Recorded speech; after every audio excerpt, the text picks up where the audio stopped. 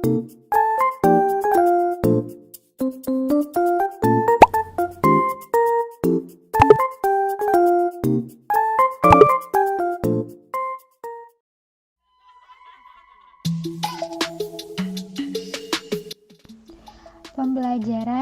14. Kewirausahaan dan perusahaan kecil.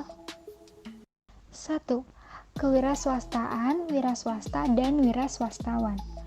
A. Kewirausahaan atau entrepreneurship adalah kemampuan dan kemauan seseorang untuk beresiko dengan menginvestasikan dan mempertaruhkan waktu, uang, dan usaha untuk memulai suatu perusahaan dan menjadikannya berhasil. Keuntungan berwiraswasta. A. Mengatur tingkat keuntungan yang diharapkan. B. Melatih ketajaman intuisi bisnis. C. Meningkatkan sifat tanggung jawab terhadap dirinya sendiri. D. Memiliki wewenang untuk memerintah dan mengelola karyawannya. Kerugian berwiraswasta. A. Tanggung jawab yang benar terhadap kelangsungan usaha. B. Perlunya menjaga relasi yang baik terhadap pihak yang terkait dalam rangka mempertahankan kelangsungan hidup perusahaan. C. Menanggung beban akibat kerugian perusahaan. D. Pencurahan waktu kerja. B. Wiraswasta. Bidang usaha yang dibangun oleh seseorang dengan kepribadian tertentu sebagai alternatif penyediaan lapangan kerja minimal bagi si pemilik modal kita disebut wiraswasta. Dalam berwiraswasta tercakup beberapa unsur penting yang satu sama lainnya saling terkait. Unsur-unsur tersebut adalah 1. Unsur pengetahuan.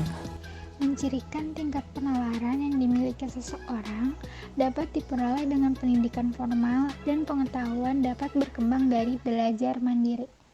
2. Unsur keterampilan. Pada umumnya, keterampilan diperoleh melalui latihan dan pengalaman kerja nyata. Wiraswastawan yang dilengkapi keterampilan tinggi atau mempunyai keberhasilan yang lebih tinggi. 3. Unsur kewaspadaan. Menggambarkan reaksi sikap dan mental seseorang ketika menghadapi suatu situasi. 4. Unsur sikap mental. Merupakan paduan unsur pengetahuan dan sikap mental dalam menghadapi keadaan di masa yang akan datang. C. Wiraswastawan atau entrepreneur. Pengertian wiraswastawan atau entrepreneur menunjuk kepada pribadi tertentu yang secara kualitatif lebih dari kebanyakan manusia pada umumnya, yaitu pribadi yang memiliki kemampuan untuk 1. Berdiri di atas kekuatan sendiri. 2. Mengambil keputusan untuk diri sendiri. 3. Menetapkan tujuan atas dasar pertimbangan sendiri. 4. Mengambil resiko. 5. Menggerakkan perekonomian masyarakat untuk maju ke depan. 6. Memanfaatkan kesempatan yang ada. 7. Supel, fleksibel dalam bergaul maupun dan mau menerima kritik, membangun dan melakukan komunikasi yang efektif dengan orang lain. 8. Memperhatikan lingkungan sosial untuk mencapai taraf hidup yang lebih baik bagi semua orang.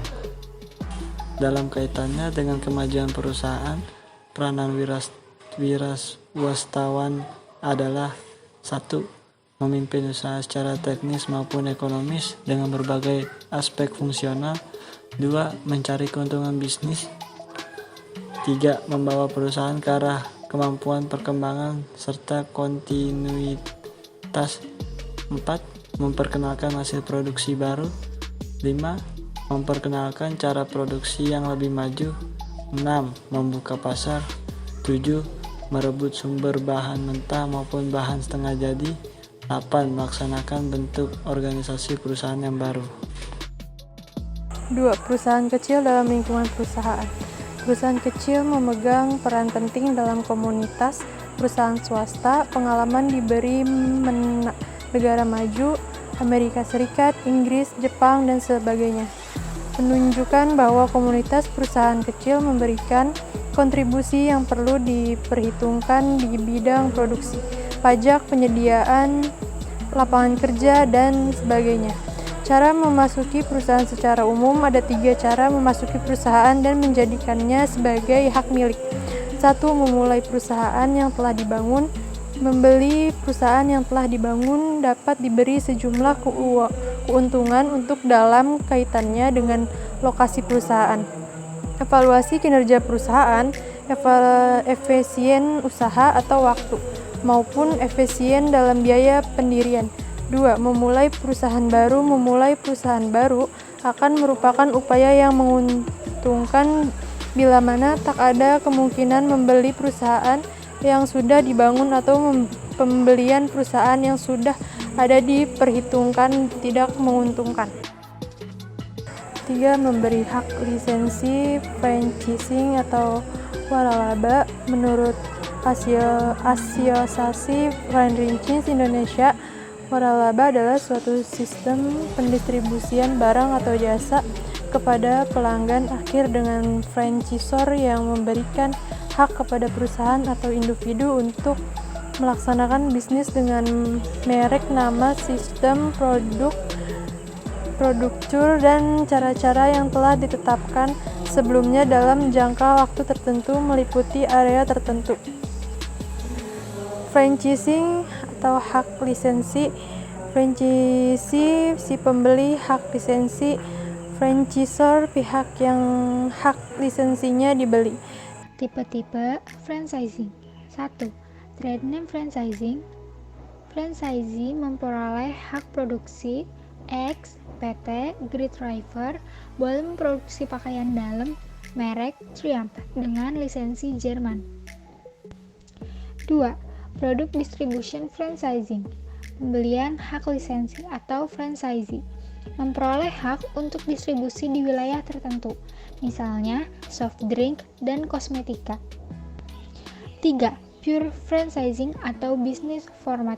Pembelian hak lisensi atau franchisee memperoleh hak seluruhnya, mulai dari trademark, penjualan, peralatan, metode operasi, strategi pemasaran, bantuan manajemen dan teknik, pengendalian kualitas, dan lain-lain, misalnya restoran, fast food, dan pendidikan. 3.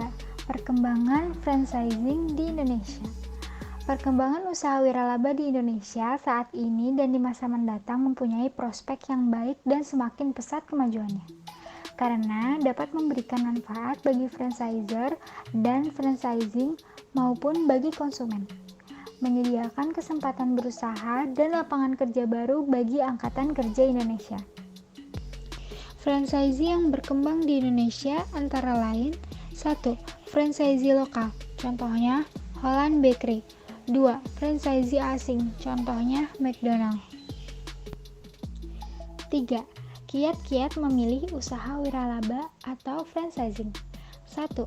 Produk yang dijual harus disukai semua orang, misalnya dalam bidang makanan. Rasa harus disukai oleh semua orang. 2. Merek dagang produk harus sudah dikenal, paling sedikit di 0-5 negara. Merek tersebut biasanya sudah dipublikasikan melalui media massa, sehingga dapat langsung memasuki pemasaran dan perkembangan, begitu outletnya dibuka. 3. Harus standar dalam segala aspek, produk manajemen tata ruang, dan lain-lain. Perusahaan pemberi wiralaba yang telah memiliki balai pendidikan dan fasilitas latihan. 4. Jenis-jenis usaha yang potensial diwiralabakan. 1. Produk dan jasa otomotif. 2. Bantuan dan jasa bisnis. 3. Produk dan jasa konstruksi. 4. Jasa pendidikan. 5. Rekreasi dan liburan. 6. Makanan cepat saji. 7. Stand makanan.